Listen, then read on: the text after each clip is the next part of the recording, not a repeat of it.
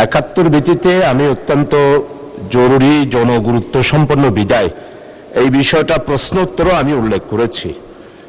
আমাদের নির্বাচনের আগে আমাদের সব মাননীয় সংসদ সদস্যরা যখন বক্তব্য রেখেছেন দুর্নীতি মুক্ত বাংলাদেশ চাই, এটাই ছিল আমাদের স্লোগান। আরও অন্যান্য বিষয় ছিল, কিন্তু এটাই ছিল মুখ্য বিষয়।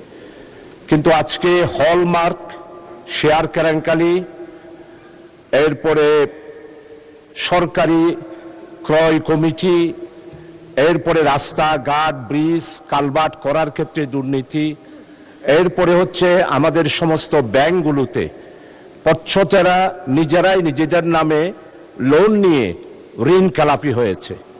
এইভাবে করে প্রত্যেকটা বিষয়ে যদি মাননীয় স্পিকার আপনি দেখেন, তাহলে দেখবেন আমরা মাননীয় সংসদ সদস্য যারা আছি তারা সবাই উপলব্ধি করতেছি বাংলাদেশ অর্থনৈতিক দিক থেকে এস্টাবলিশ না হওয়ার পিছনে একটি মাত্র কারণ, সেটা হলো দুর্নীতি। মাননীয় স্পিকার, এই যে হলমার্কে ৪,০০০ কোটি টাকার দুর্নীতি ২০১২ সালে আমরা সবাই একটা দিবসও পালন করেছি। আমাদের মাননীয় অর্থমন্ত্রী এখানে আছেন, উনি সহ আমি